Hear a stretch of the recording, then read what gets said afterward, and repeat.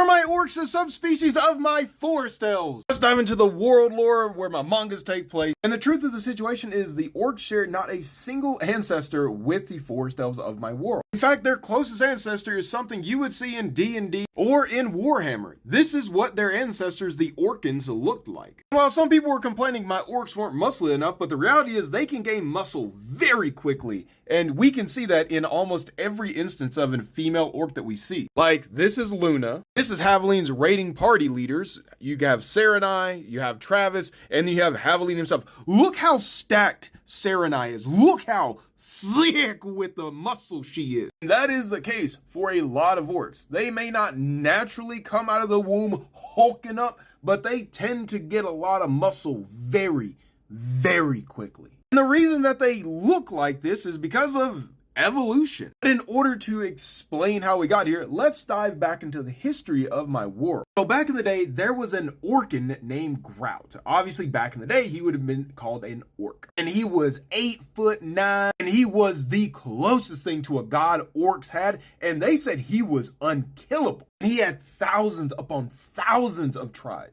I mean, the size of his tribe is understated. Remember how this black landmass is 6.6 Texas's worth of landmass? Yeah, imagine taking all of the great clans of the Yashava Plains, and that would be the size of his army. But Grout had a problem, because Grout was a conqueror. He knew nothing but battle and conquest.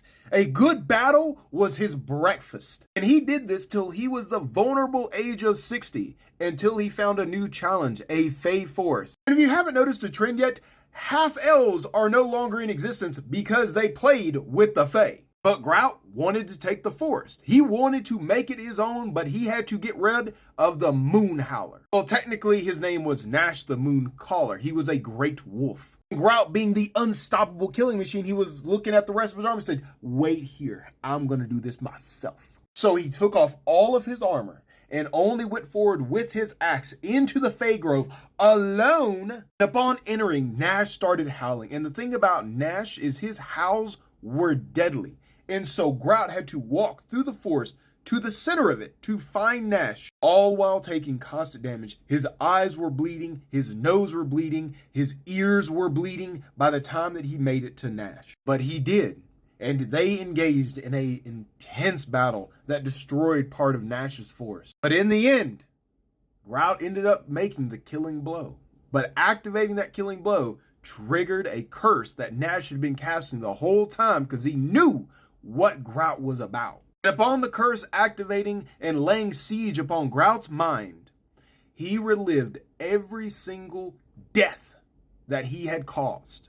Not only himself, but his men. All the suffering, all the anguish, and for the first time, Grout felt empathy. An empathy so powerful that it drove him mad to the point that he twisted his own limbs backward and shrugged his way back out of the Fey Forest. His back was broken, his legs were twisted, his arms were destroyed, all so he could never harm another individual. And then he started preaching that we should live a different way. This is not it. But the orcs that he had been raising up to be these battle-hardened conquerors wanted nothing to do with it. So they left him. They left their leader that had led them for decades, all alone. And it wouldn't be that he found solace until he ran into Nash's sister, Luna the Sunsinker. And when he talked with her, they made a deal that in exchange for something grand, she would grant his wish. And today, in the 6th era, we don't know what that something grand was. We never figured it out. But this was his wish to Luna, a grand Fey. My anger blinded me. My strength shackled me to our traditions of suffering and death, and our ancestors would weep at how stagnant we had become. I wished for a new tomorrow, a new body to keep us safe, a new mind to expand our reason, and to bring us closer to our roots. It was that wish that took us from the orcs of tradition to these brand new orcs. And they didn't necessarily lose strength. They still have the ability to get it back quickly if they need it. Their abilities were expanded. They now have access to innate magic. They are a lot more tempered in their emotions, but they still have a mean streak.